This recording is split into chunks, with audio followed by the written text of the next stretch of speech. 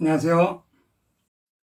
오늘은 여러분들이 간장약이나 몸 해독을 위해서 영양물질을 선택을 할 때 어떤 것을 선택을 할지 참고할 수 있도록 간 해독 기전에 대해서 말씀드려 볼게요.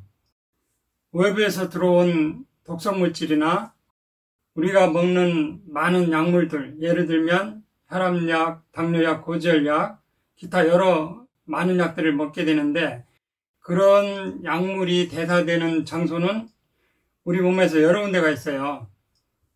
폐나 신장이나 장관, 점막 이런 데서도 약간씩은 대사가 이루어지고, 또 피부, 부신, 태반 이런 데서도 적은 양이지만 대사가 일어나기도 하고, 심지어는 신경계에서도 아주 적은 양이지만 여기서도 대사가 일어나요.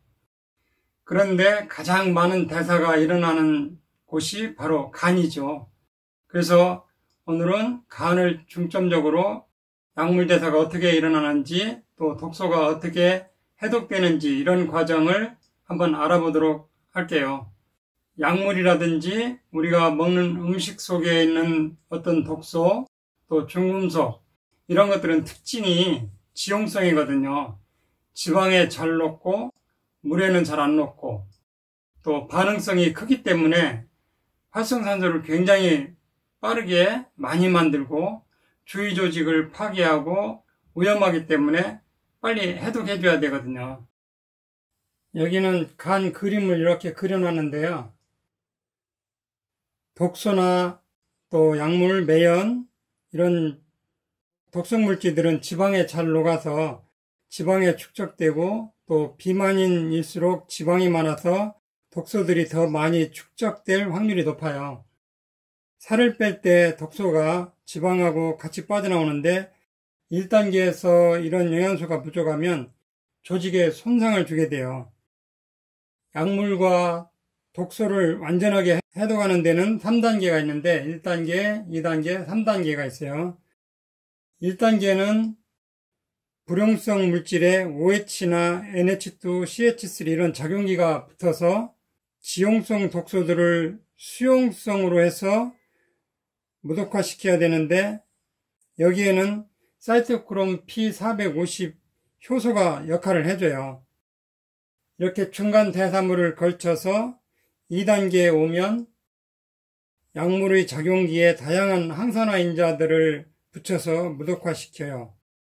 2단계 해독의 항산화인자가 이렇게 다양하게 있는 이유는 독소 모양과 종류들이 여러 가지 다양하게 있기 때문이죠. 그 다음에 3단계는 수용화된 이런 독성물질이 신장이나 또 담즙을 통해서 대변으로 빠져나가게 되는데, 이렇게 해야 완벽한 해독이 이루어지는데요. 다시 1단계를 보면 사이토크롬 P450 효소에 의해서 작용기 고리가 붙는 과정이 이렇게 산화, 환원, 가수분해, 수산화, 탈할로겐화 여러 가지 이렇게 반응이 있어요.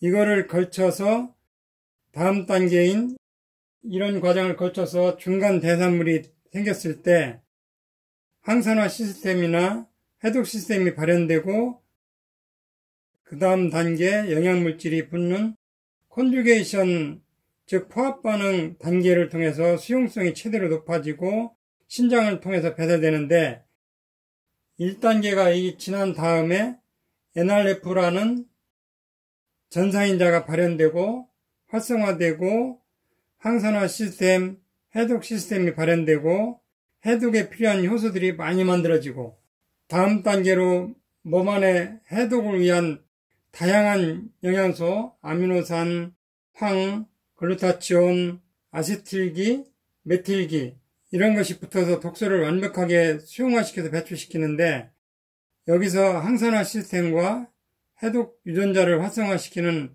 NRF2란 무엇이냐?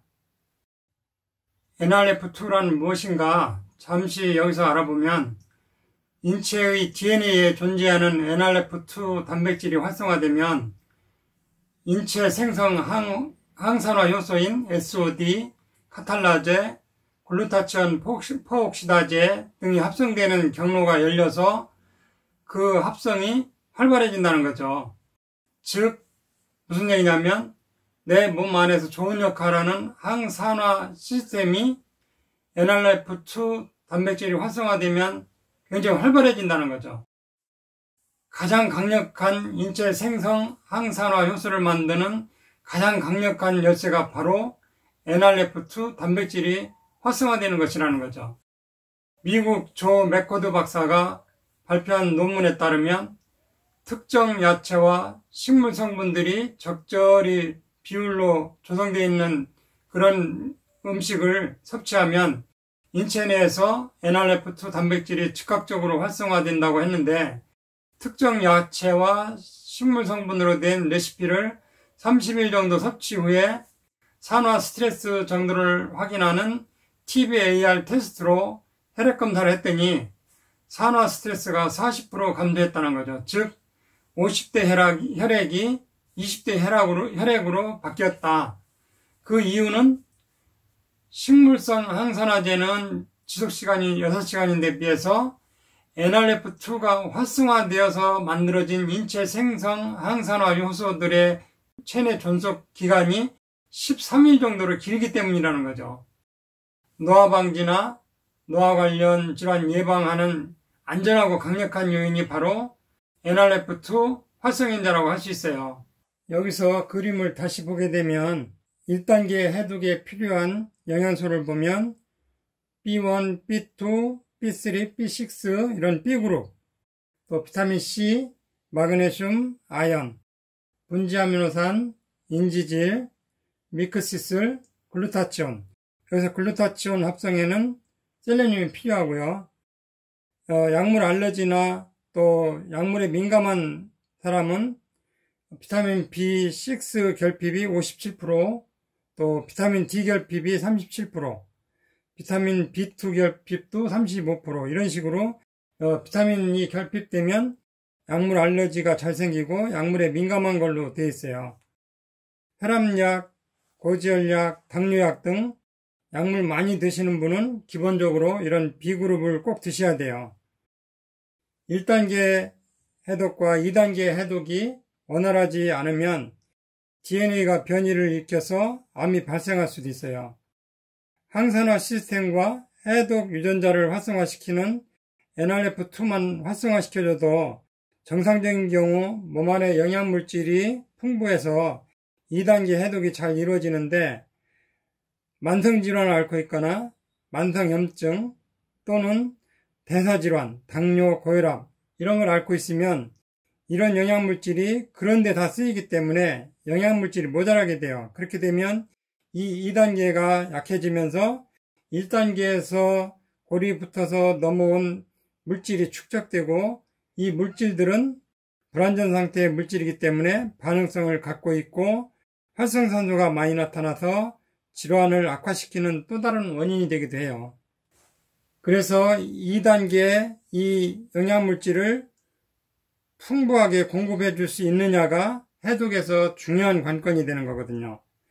NRF2는 단백질 전사인자인데 혈관에 들어와서 다양한 유전자를 조절하고, NRF2가 갖고 있는 능력은 항산화와 관련된 효소, 해독에 관련된 효소를 강력하게 촉진해줘요. 여기서 시중에 나와 있는 간장약을 간단히 비교해보면 흔히 밀크시슬 제제로 많이 나와 있고 일부 B 같이 복합되어 있는 것들은 이렇게 주로 항산화와 관련된 1단계에 주로 작용을 하게 되고, 2단계 쪽은 영양소가 많이 모자라요.